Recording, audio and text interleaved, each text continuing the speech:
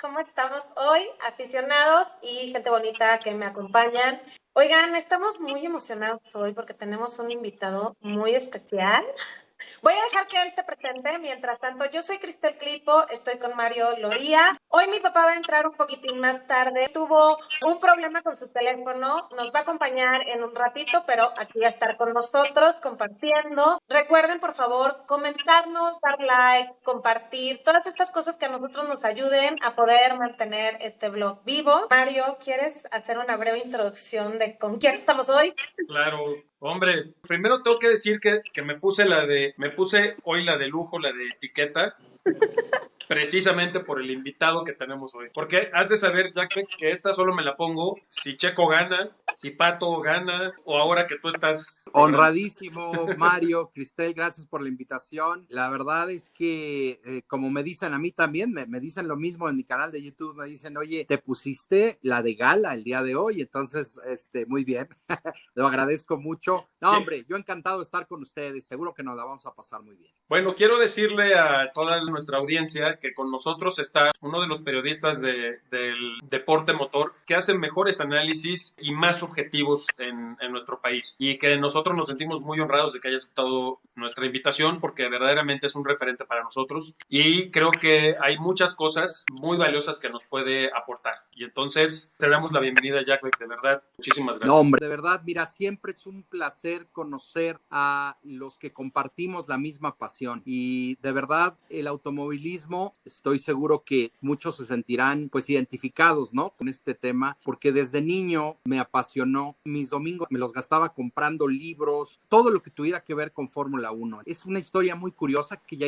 la iremos abordando, pero realmente fue esta pasión por el deporte lo que me fue acercando a los medios, lo que me fue acercando a relacionarme con tanta gente del medio automovilístico nacional e internacional, ¿no? Entonces, eso la verdad me provoca mucho orgullo porque no es algo que yo haya planeado, haya pensado, sino que la vida misma me fue llevando hacia ese camino. Oye, Jack Beck, yo recuerdo que en uno de tus lives hablabas de que desde niño estás relacionado con los coches más allá del deporte motor, porque en tu familia se restauraban coches clásicos, ¿no? Sí, hasta la fecha todavía mi tío y mi primo son los que más están en este tema y bueno, pues en la familia ha habido de todo, desde clásicos que te digo, Ford de los años 30, 40, después hubo Corvette 57, Thunderbird 57, hemos tenido de todo un poco y la verdad vas aprendiendo a admirar y a querer y a respetar cada marca porque finalmente son parte de la historia del automovilismo, ¿no? Y todos estos autos, yo la verdad aprecio desde el escarabajo que hoy día está adquiriendo un valor cada vez mayor, ¿no? En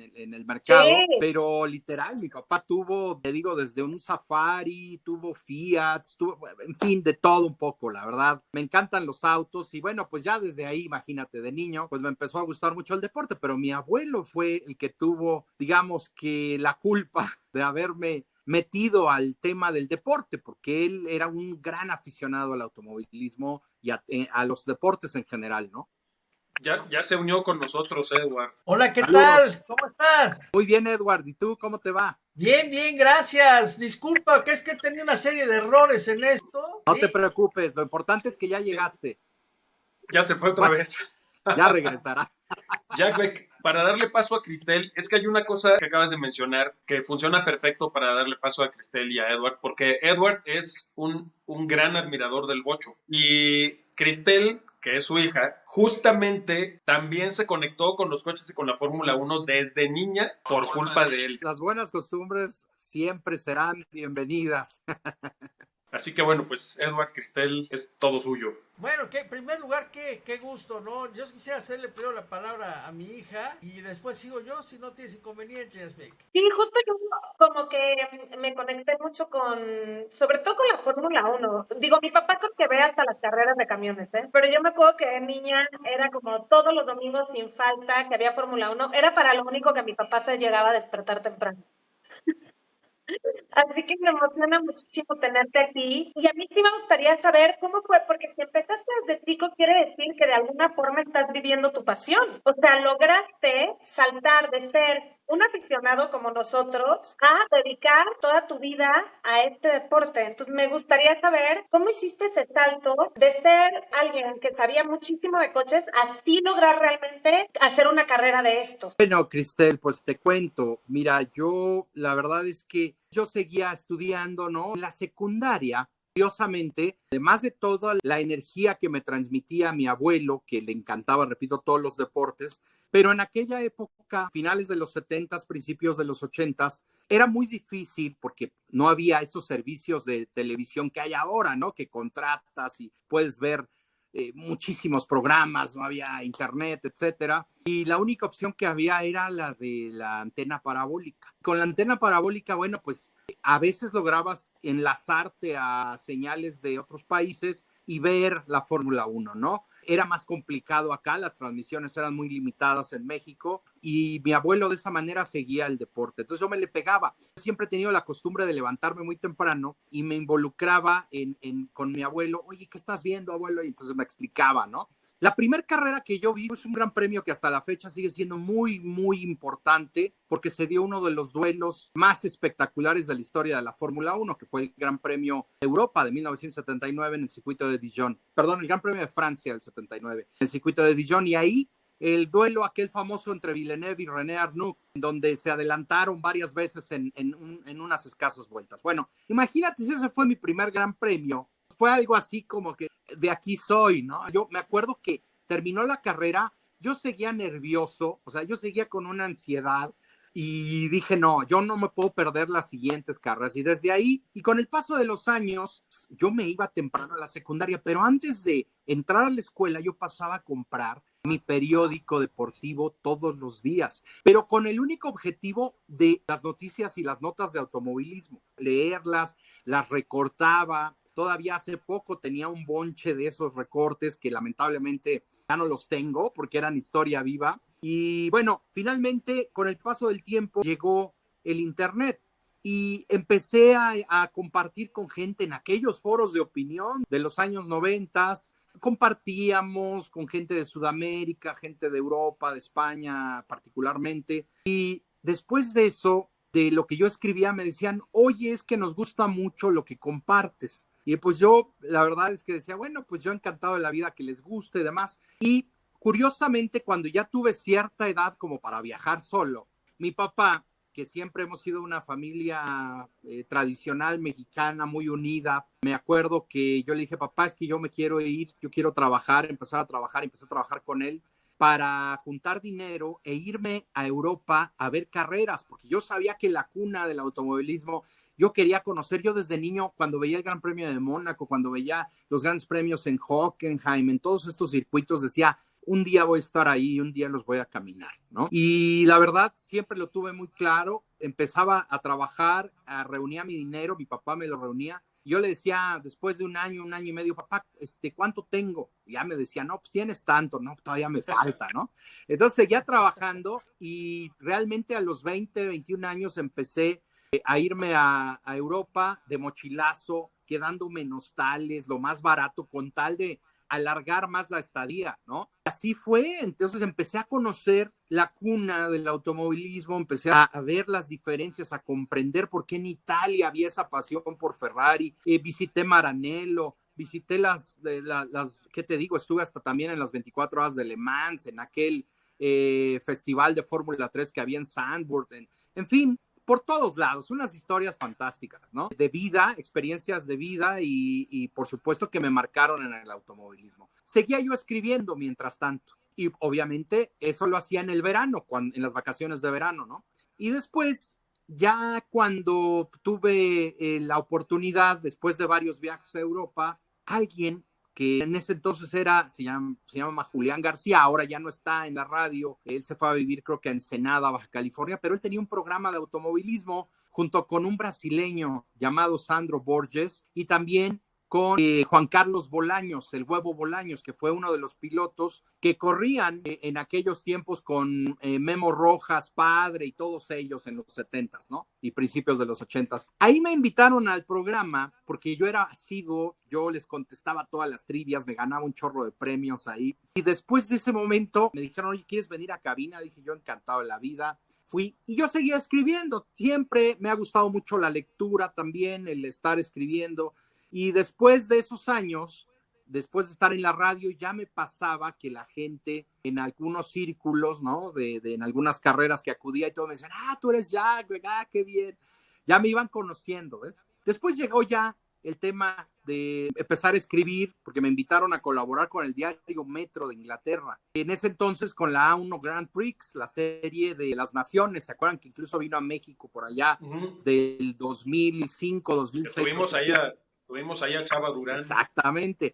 Y muy poca gente recuerda, Mario, que uno de los pilotos de ese A1 Grand Prix, que era el piloto reserva de Chava Durán, era Checo Pérez. De hecho, en la carrera de 2007, yo recuerdo haber estado platicando con Chava, porque además, curioso, me gané en el diario Reforma un pase VIP para ir ahí a la carrera y estar literal, pues, conviviendo con los miembros del equipo México, ¿no? Uno de los asesores era Joe Ramírez. Yo conocía mucho a Tomás López Rocha, que fue campeón de IMSA en 1990, y me le acerqué a Tomás, le dije, Tomás, yo soy Jack, hola, ¿cómo estás? Nos conocíamos de los foros de opinión, y me dijo, ¿sabes qué? Es que yo quiero platicar con Joe Ramírez, ¿me puedes presentar? Claro que sí, vente conmigo. Me metió al corazón del equipo donde estaban trabajando los ingenieros y todo. Ahí me puse a platicar con Joe Ramírez de las experiencias fantásticas que tuve en esa época, pero ahí yo supe que eso era lo que quería. Ahí dije, esto es lo que yo quiero, y se fueron dando. Después llegaron las redes sociales y caray, ahí ya fue donde hizo un boom, ¿no? Porque llegó a conectarme con gente de todas partes del mundo, y bueno, como siempre va a suceder, hay gente que le gustan mucho tus opiniones y hay gente que no les gusta nada tus opiniones. Pero bueno,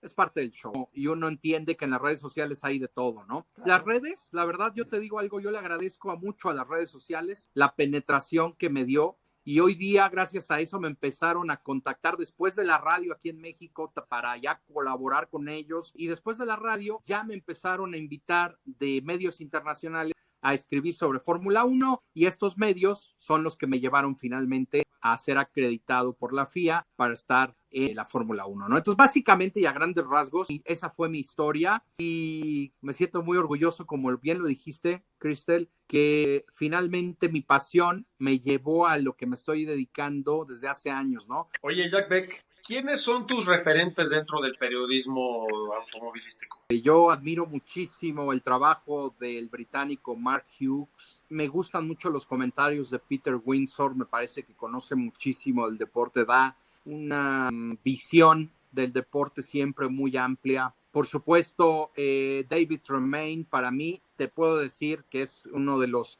especialista senior de la Fórmula 1 a nivel global, incluso colabora directamente con la Fórmula 1 en sus diversas plataformas, y además puedo decir con muchísimo orgullo que es un buen amigo, que ha tenido detallazos conmigo, que siempre cuando yo he recurrido a él para hacerle una pregunta, aclarar alguna duda, siempre con una humildad y una disposición total está ahí. Me da mucha risa porque hasta otros europeos se han sorprendido de ver cómo me saluda David cuando nos encontramos en un paddock. Dices que yo nunca había visto a David Tremaine saludar a alguien así como te saluda a ti. Como se nos da mucho a nosotros ser cálidos, ser muy abiertos, ¿no? Yo creo que lo aprecia mucho David, y siempre que lo veo es un tipazo. Yo te diría que mi más grande referencia es David Tremaine. ¿Cómo ves en general el periodismo automovilístico en México? ¿Crees que realmente es sólido? Mira, yo sí creo, porque conozco a mucha gente que tiene un conocimiento muy vasto, muy amplio, que aporta mucha luz a sus seguidores, a la gente que los ve y los lee. Por ejemplo,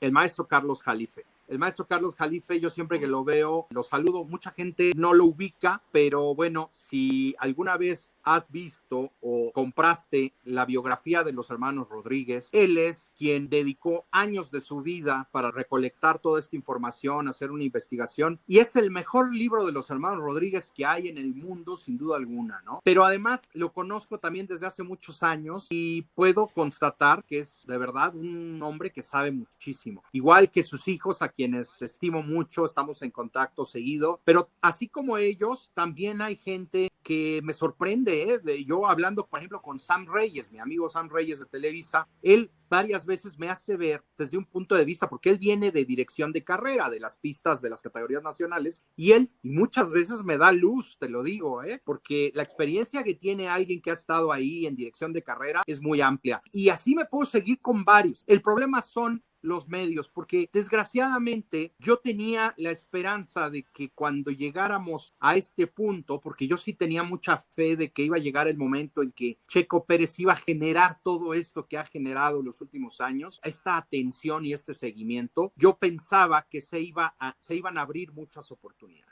Lamentablemente no es así y han decidido apoyar o apostar por gente que no es especialista, que respeto mucho, pero no son especialistas en el tema y hablan de automovilismo, lo cual, vamos, no es que esté vedado y que esté prohibido, pero yo creo que la gente que nos hemos preparado muchísimos años no se nos voltea a ver. Me causa risa irónica, porque soy además tengo mucho humor negro en este cuerpecito, entonces me da mucha risa que primero te den la oportunidad medios internacionales que los nacionales. No puede ser, el automovilismo mexicano le faltan muchas cosas, todos lo sabemos, pero también a nivel medios me parece muy triste que no existe el apoyo. Yo no sé si sea malinchismo, si sea compadrazgo, si sean dedazos o lo que quieran, pero no hay oportunidades en México.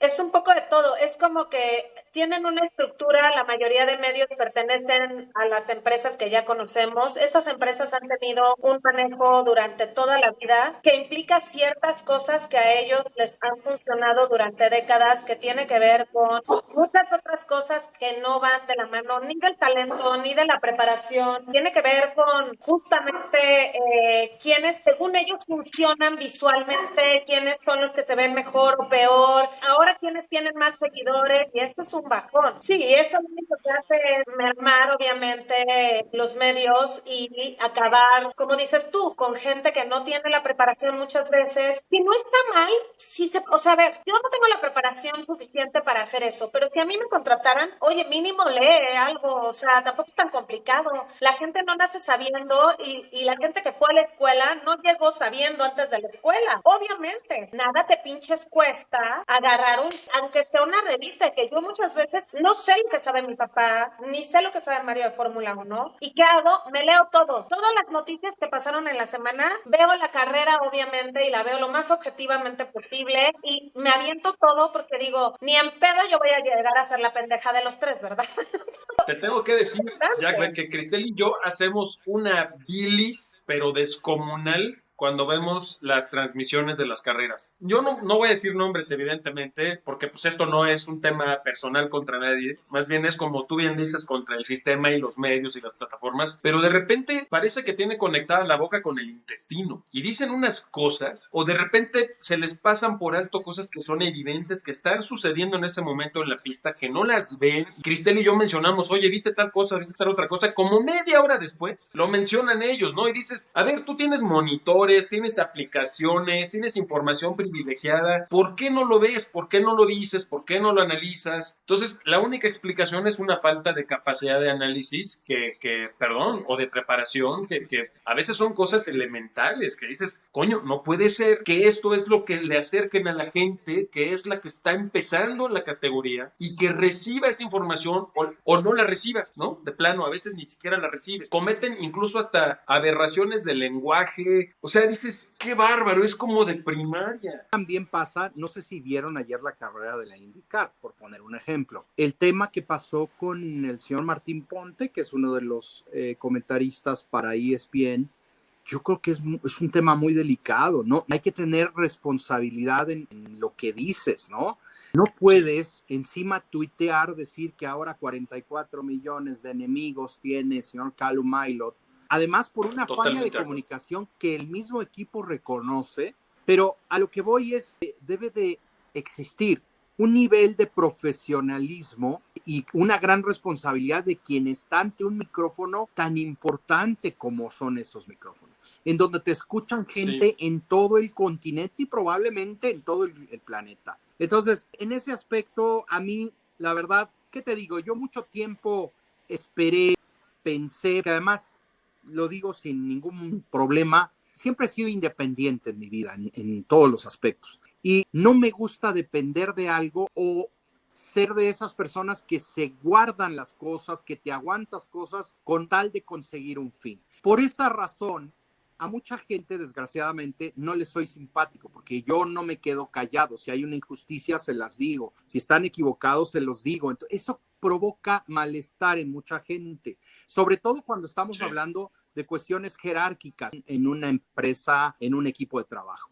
Entonces, a mí me vale gorro si el señor es multimillonario o si es la persona más humilde y sencilla. A todos los trato por igual, pero si yo detecto que hay algo que está incorrecto, se los digo. Entonces, yo estoy consciente, plenamente consciente de que no cualquier persona puede manejar eso, pero lo asumo porque me parece que es parte de la integridad de cada uno de nosotros. Y yo creo que porque la vida te va llevando, ¿no? Y te vas asociando con gente honesta, íntegra, ética, que te va llevando por el buen camino. Y la verdad, yo me voy a morir así, porque yo prefiero ser así que andar de lambiscón, perdón por la palabra, Yo no puedo ser así, decir, sí, señor, lo que usted diga, claro que sí, está perfecto, y todo el mundo dice, oye, no, está mal, ¿no?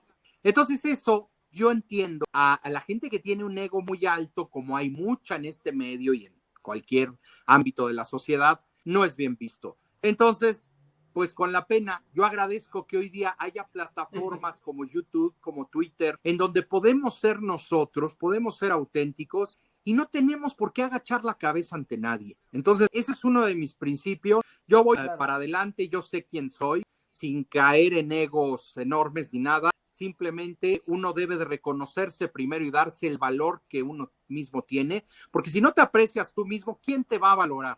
Dime. Entonces, son principios de vida, ¿no? Que hay que aplicar en cualquier ámbito. Me gustaría poner nada más en contexto para que quede muy clara la información, el ejemplo que acabas de poner sobre lo que pasó en la transmisión de ayer en la carrera de Indy, sobre qué es lo que sucedió para la gente que no alcanzó a ver la carrera o que no conoce la categoría, que es altamente recomendable. El día de ayer, durante una bandera amarilla, el señor Callum Ilott se retrasó una vuelta y él salió de manera equivocada, no por su culpa, sino por culpa del equipo. Buscando no perder la vuelta, salió adelante de Canapino, de Agustín Canapino, que es un corredor argentino que está haciendo su debut en la categoría, que tiene hay que decir que tiene mucho talento. Que no había parado y que había heredado el liderato. Así es, la heredó porque no entró a cambiar llantas, pues, ¿no? Entonces, él, al momento de salir, entorpece en la partida de la vuelta, ya con bandera verde de Canapino, y esto creó toda una serie de desórdenes ahí en la punta de la alineación de los coches y le hizo perder a Canapino ritmo que de todos modos no hubiera mantenido, la verdad es que muchas vueltas, y de todos modos hubiera tenido que... iba a perder el liderato, así tenía es, que parar por neumáticos. Así es. Y este hombre, el cronista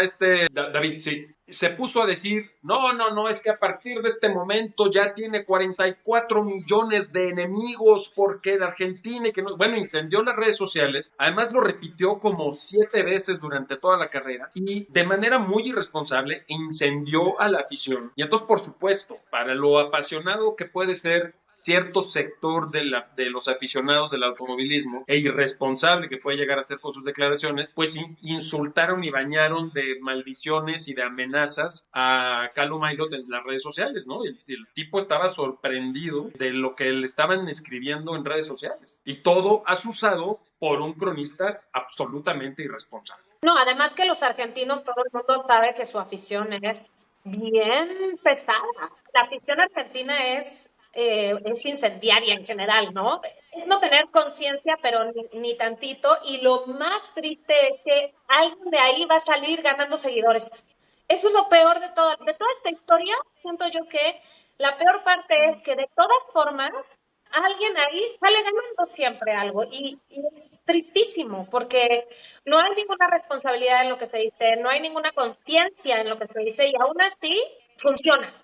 Y te voy a decir algo, Cristel. Él colaboró hace un par de años en el show de la Fórmula 1 con don Fernando Tornello, a quien también he tenido el gusto de conocer en los circuitos, Chacho y todo el equipo, Juan Fosaroli, etcétera, ¿no? Entonces, él siempre se mostraba de una manera, porque es su estilo de hablar, es parte de su ser, el ser muy provocativo. él siempre hablaba con una cierta sobradez de Lewis Hamilton, que era el mejor piloto, además, siempre minimizando a Max Verstappen. Y cuando se coronó Verstappen en Abu Dhabi, recuerdo que al personaje que todos vemos en la televisión, porque a Martín nunca lo conocí en persona, le puse una imagen de World Champion de Max Verstappen, pero no puse texto, nada más le mandé vía Twitter. Al día siguiente me contacta mi brother Luis Manuel Chacho López y me dice, oye, me está pidiendo Martín Ponte tu teléfono, ¿se lo puedo dar? ¿Se lo doy o no? Le digo, claro, sí, dáselo. Wow. Y me llama por teléfono. Yo tenía mucha curiosidad, dije, vamos a ver. Me llama por teléfono. Hola, ¿qué tal? Hola, Jack Beck. Sí, a tus órdenes, Martín. ¿En qué te puedo servir? Y me dice, oye, fíjate que pues yo vi tu publicación y quise preguntar quién eras. Le pregunté a Chacho y me dijo que eres conocido y demás. Pero ¿por qué me mandas esto? Le dije, Martín, yo le mandé esta publicación a el personaje de Martín Ponte que sale en el show de la Fórmula 1 y que dijo muchas veces que Hamilton iba a ser campeón. Entonces, de esa misma manera, como se dice en Argentina, cargando, te mandé esa imagen, ¿no? Y la verdad, se notaba molesto. Evidentemente, mi intención era de reírnos un poco, pero sí me sorprendió que haya tomado la molestia de hacer todo esto para llamarme. Ya después terminamos hablando y riéndonos demás, ¿no? Pero lo que quiero es que se comprenda que él es así. Como dice Cristel, en Argentina tienen una manera de ver las cosas a veces diferente. Digamos que se envuelven en la bandera de la pasión y lo llevan muchas veces muy lejos, no nada más en el fútbol, en todos los deportes, ¿no? No lo justifico en lo que dijo ayer, pero me parece... No es justificable, tienen que asumir la responsabilidad de que son figuras públicas, de que pueden llegar a ser incluso líderes de opinión en ciertos sectores, que influyen en el comportamiento de la gente. Hay que realmente tener mucho cuidado con lo que sale por la boca, porque puede uno provocar cosas y consecuencias que uno no espera y que pueden ser gravísimas. Que justo estaba diciendo que con las redes sociales, estas cosas que antes a lo mejor las escuchaba una persona o 100, o sea, no había como el ir y venir, ¿no? Ahora, pues la gente tiene la posibilidad de comentarte, de compartirlo 800 veces y está esta parte en donde estás detrás de una pantalla y entonces muchas veces la gente se da permiso de cosas que pago por ver que alguien le diga eso en su jeta, sin que le rompan la madre, obviamente, ¿no? Entonces como que Exactamente. te da esta parte de que puedes hacer comentarios de odio tremendos, nadie sabe quién eres, estás en cierto anonimato, más que, bueno, la gente que te conoce ya, pero entonces sí creo que no sé, generaciones, pero sí creo que yo, por ejemplo, todavía no termino de comprender el alcance de las redes. Tuve hace poco un tema con eso y no daba crédito de la velocidad, el nivel de odio que puede tener la gente, los alcances que puede llegar a tener una publicación. O sea, me escribía gente de Colombia y yo decía, pero sí, o sea, es un comentario. ¿En qué momento pasó esto? Entonces, o sea, gente que es más Y a las grande, mujeres les pasa mucho en redes sociales. No, a las mujeres nos va mucho peor siempre. Son foco de odio en redes sociales, pero tiro por viaje. Hablando de eso, ¿se cierran los espacios? ¿Es machista este medio para las mujeres? Yo creo que lo era, indudablemente, ¿no? Pero creo que ha ido cambiando mucho en los últimos tiempos. Yo creo que mujeres como, en el caso del automovilismo, ¿no? Como Giselle Sarur, como Cari Chicotencatl, son ejemplos grandiosos de mujeres muy profesionales, muy preparadas, que para nadie es un secreto que Giselle entró y realmente desconocía muchos aspectos del deporte. Ella misma lo ha confesado, pero también lo que mencionaba Cristel, es alguien que se ha ido preparando, que se ha ido aprendiendo cada día más. Estuvo 3 años cubriendo el mundial entero de Fórmula 1, conociendo el deporte, aprendiendo día a día de su historia. Caray, eso se reconoce, se debe de reconocer y apreciar. Nadie, como bien lo dicen, nadie nació sabiendo. Todos hemos, por distintos medios y de distintas maneras, vamos aprendiendo del deporte y eso es día a día, porque hoy día no hay nadie que pueda decir que lo conoce todo, aunque sea de su deporte. Siempre hay una cantidad de historias y demás que desconocemos y que vamos aprendiendo. Aquí el tema es que tengas de verdad ese profesionalismo y esos deseos de ir mejorando día a día. Y yo veo a grandes periodistas como las que te acabo de mencionar. Conocí también, por ejemplo, a jovencitas cubriendo la Fórmula E. Una de ellas es Brenda Gallegos, que colabora para un medio español. También he estado con Angie Hernández, que era mi compañera en Motorlab. A mí me sorprende porque de todos siempre vas a aprender algo. Yo cuando platicaba con ellas, veía su manera de ver el automovilismo, en lo que se fijaban, y yo me daba cuenta, wow, es que ellas lo ven completamente diferente a como lo veo yo, pero no porque sea bueno o malo, sino porque te abren la mente, ¿me explico? Y eso es muy, muy padre de los nuevos que van llegando a cubrir el deporte y con los cuales todos nos enriquecemos. Entonces, yo creo que eso ha ido cambiando mucho y cada vez hay más oportunidades para las mujeres. La primera carrera que vi correr, ganar a Jimmy Clark en vivo, estaba yo ahí. No calcules mi edad, por favor. Uno de los más grandes de la Vi a historia, Pedro Rodríguez, Graham Hill, a Jack Brabham, todos ellos yo los vi. Y tocaste una serie de temas que a mí me apasionan, realmente me apasionan. Yo creo que la Fórmula 1, en cuanto a género, yo creo que va a ir evolucionando, ¿eh? Yo creo que está ya pasando. Antes veías a locutores en la televisión, todos hombres. Ahorita ya no es así. Yo recibo la señal que es de Inglaterra. Yo veo la cantidad de chicas que están metidas. Bueno, una de mis favoritas, por ejemplo, Danica Patrick, que ya está bien metida. Y estás hablando de una chica que no solo ha estudiado, ella fue piloto y para mi gusto una gran piloto. ¿Sí? Y muy buena. Ahora, del otro tema que tocaste también, que me llamó mucho la atención, es de la falta de conocimiento de gente del medio automovilístico deportivo. Es muy triste. Fíjate que tocaste un hombre que yo en lo personal siempre admiré muchísimo, Joe Ramírez. Nadie sabe, pocos saben que ese señor fue la cabeza tanto de Senna como de Prost, orgullosamente mexicano. Estamos hablando de grandes genios, ¿no? Yo creo que los medios no sé por qué no han querido difundir la gente también detrás de cámaras, ¿no? No sé por qué, no sé si debía de empujarse un poquito más para ver que hay mexicanos muy valiosos dentro del automovilismo. Hubo un ingeniero, se apellidaba Ramírez, mexicano, que trabajó en Caterham, por ahí del año 2012, 2013, 2014. Y también se hablaba muy poco de él. O sea, yo vi en los medios mexicanos una o dos entrevistas y no era integrante, digamos, menor dentro del equipo. Tenía un cargo importante. Era jefe de mecánicos en Caterham. Entonces, todo ese tipo de cosas también nos hace falta a los medios especializados. Mira, no vamos tan lejos. La revista FASMA, que era la única revista de automovilismo que cubría Fórmula 1 en México, por la pandemia tuvieron que dejar de imprimirla. Sigue como sitio web.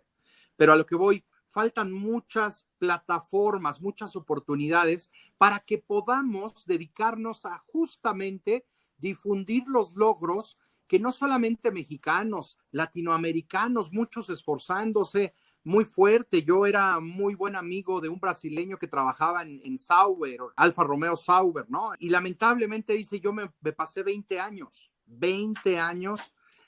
viviendo en Europa, pasando hambres, mal pagado. O sea, esas historias son las que queremos escuchar también.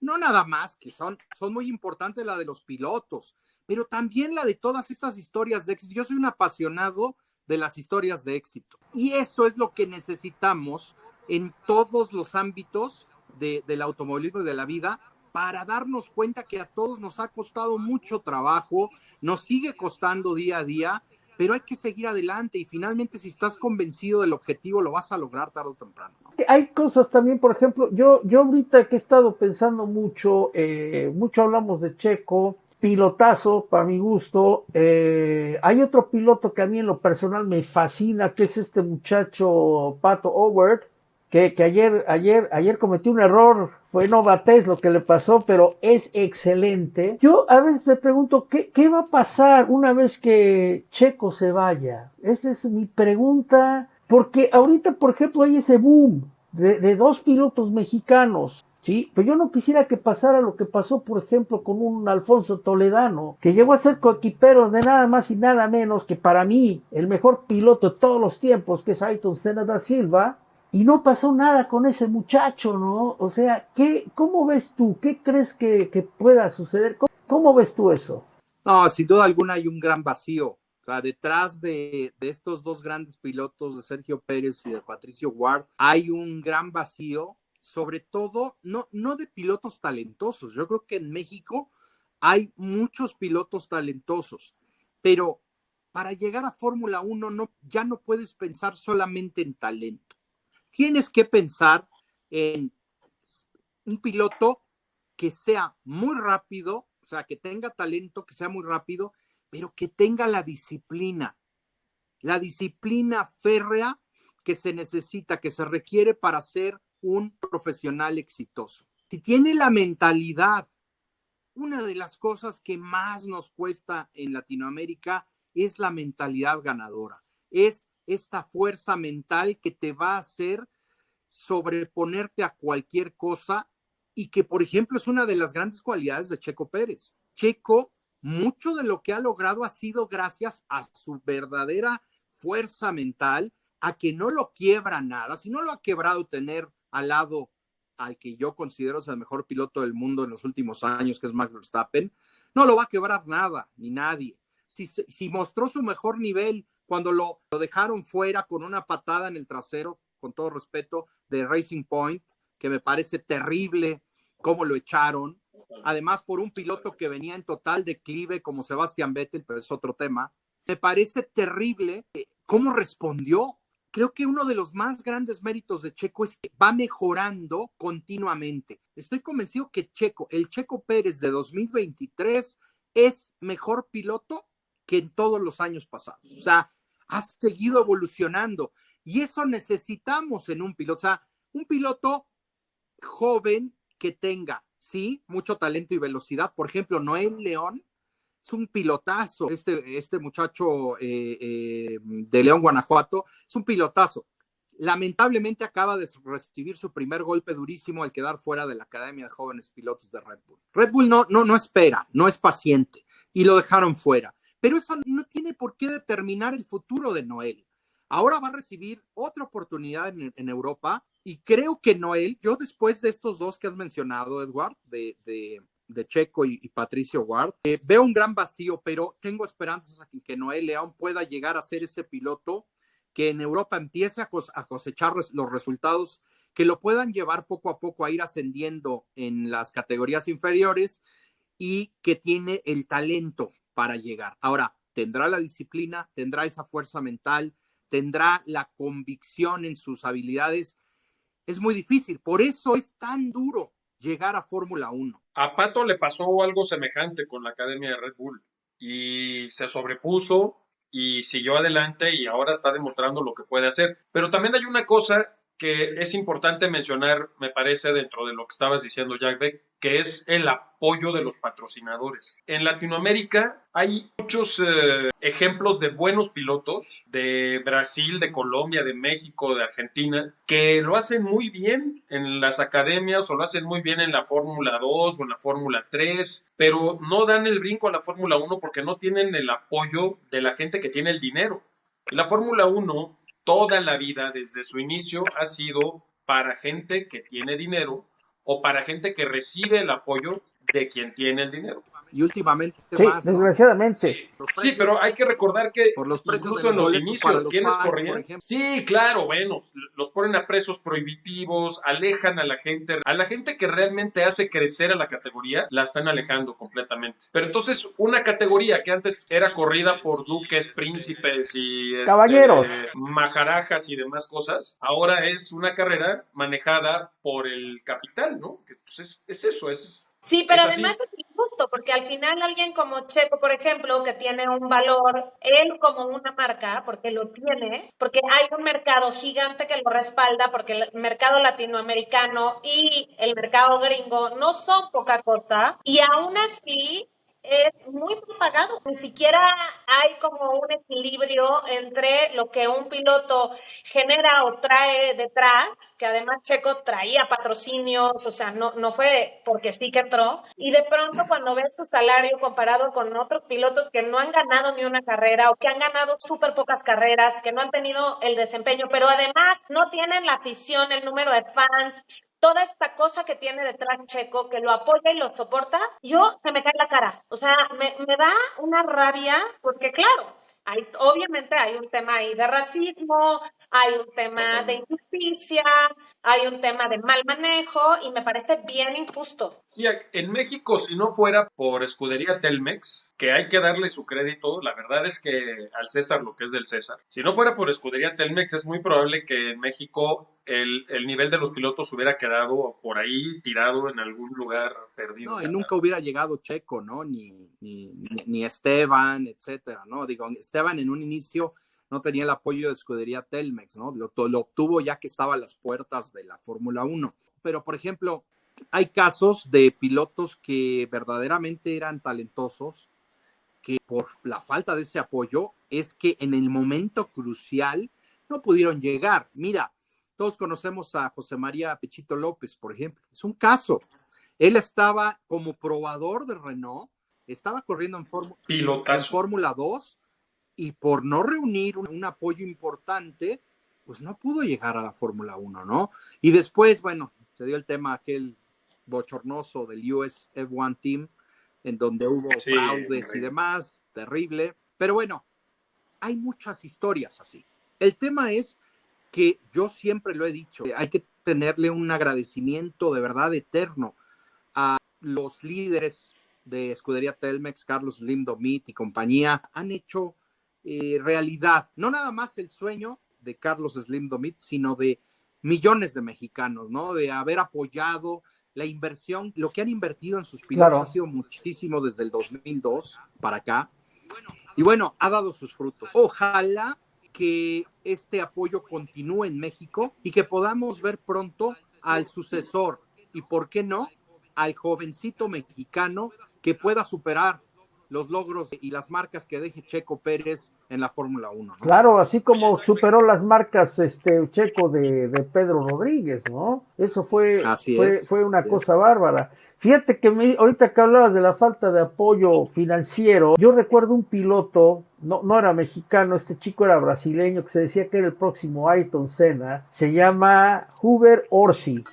Sí, ese chico, yo lo vi corriendo con coches totalmente negros, sin una solo patrocinio, y ganando carreras, y ganó de hecho campeonatos, y ni así. Sí, claro, has tocado un gran ejemplo, Edward. Y yo, por ejemplo, el año pasado me llevé una serie de, ¿qué te digo?, de críticas y demás, por recordar que hay un piloto en la Fórmula E holandés que compitió, mucha gente no lo recuerda, mucha gente se quedó con la imagen de Jules Bianchi.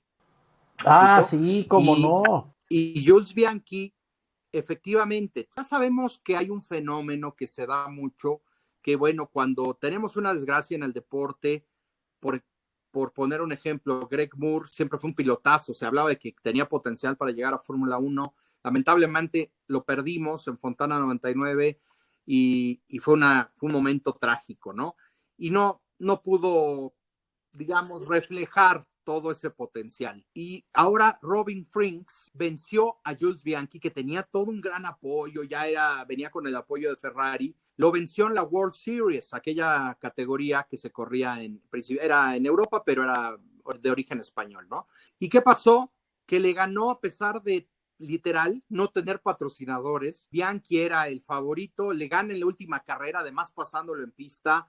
Fue campeón Robin Frings y ha sido literal ganador de carreras en todas las categorías donde ha pasado Robin. Para mí un talentazo, pero no tuvo ese apoyo y no pudo llegar. Y me pegaron muchísimo porque dije, a mí me parecía en ese momento mejor Frings que Bianchi. ¿no? Sí, Pero evidentemente hoy día vivimos en una burbuja en donde todo es muy sensible y no puedes hablar de un piloto fallecido de esa manera, ¿no? Pero repito, es mi opinión y yo la sostengo siempre. y Con tienes todo razón. respeto, yo siempre recuerdo con cariño a Bianchi, pero a ver, una cosa es que la tragedia que sucedió y otra es lo que hizo como piloto. Y para mí no era el piloto que todo el mundo decía que wow, maravilloso, que era un superclase, para mí no lo era. Jack Beck, ya nos queda relativamente poco tiempo. Les preparé un cuestionario de unas preguntas que son interesantes porque nos van a revelar características de tu personalidad. Venga. O sea, como funciona es lo primero que te viene a la mente, ¿ok? O sea, no es de pensarse mucho. Así que vamos a darle. ¿Cuál es tu palabra favorita? Indudablemente. ¿Y la que menos te gusta? Es una grosería que comienza con V, que la detesto esa palabra. ¿Qué es lo que más te causa placer? El automovilismo. ¿Y lo que menos? La injusticia. ¿Comida favorita? La mexicana, sin duda. Si no te dedicaras a esta profesión, ¿a qué te dedicarías? Sería abogado. Ay, no, qué bueno que no. La última y mi favorita, de hecho, es, si existe el cielo, ¿qué te gustaría que te dijera Dios cuando llegues? Te está esperando Ayrton y compañía. Oye, está muy buena tu elección de compañías en el cielo, Jack Beck. Oye, ya para despedirnos, a mí me gustaría continuar el cuestionario de Cristel con una pregunta dividida en dos. ¿Cuáles son tus 5 pilotos favoritos extranjeros o mundiales y cuáles son tus 5 pilotos favoritos mexicanos? Jim Clark, Fangio, Senna, Schumacher y Alan Prost. Extranjeros. Mexicanos, Ricardo Rodríguez, Checo, Pedro, Moisés y Memo Rojas padre. Lo de Memo Rojas me sorprende porque Memo Rojas hijo lo ha hecho bastante bien también. No, claro, vamos, es un poco injusto elegir a 5, ¿no? Pero No, de acuerdo. Pero digamos que son los que más impacto, hablando de pilotos mexicanos, tuvieron en mí por diversas razones, ¿no? Pero por supuesto es injusto dejar a tantos fuera, ¿no? Adrián. Sí, claro, Adrián que marcó época, claro, ¿no? En Indy. Claro. ¿Hay alguna historia hasta lo que llevas por ahora de la que yo espero que sea una mucho más larga y fructífera vida de periodista dentro de este deporte, que crees que te ha definido como periodista dentro del automovilismo deportivo?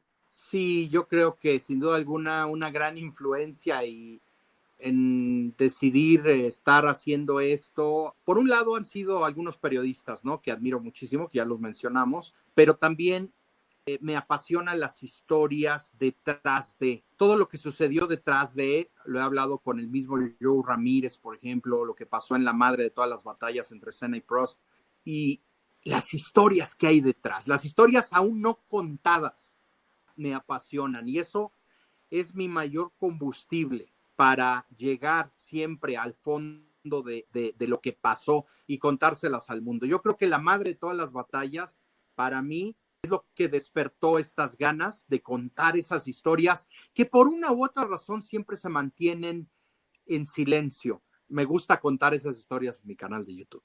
Qué padre. Jack Beck, qué padre que aceptaste. Nos da de verdad muchísima emoción. Yo justo te escribí y les puse así de, ¿qué creen que sí me contestó? Nos emocionamos mucho. Sí, la verdad. Gracias a ustedes por invitarme. Les deseo todo el éxito del mundo.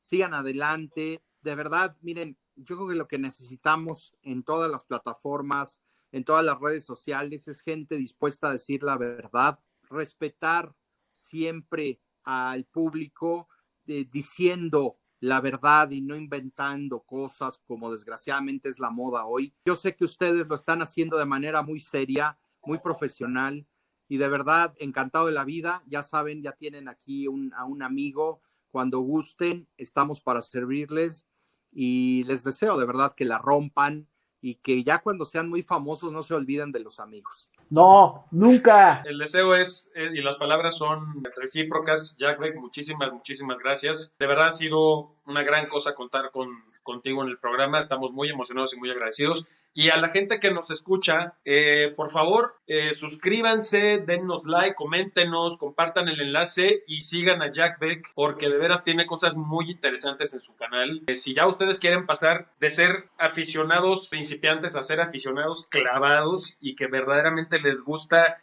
el tejido fino, métanse al canal de Jack Beck, que tiene cosas muy interesantes que ofrecer. Muchísimas gracias, Jack Beck. Muchísimas gracias a todos. Muchas gracias y esperamos verte Bueno. de nuevo. Gracias. Y cómo no, yo sé que nos vamos a ver pronto. Les mando un abrazo y gracias de nuevo por la invitación. Un abrazo a todos, gracias. Gracias, aficionados. Nos vemos la semana que viene.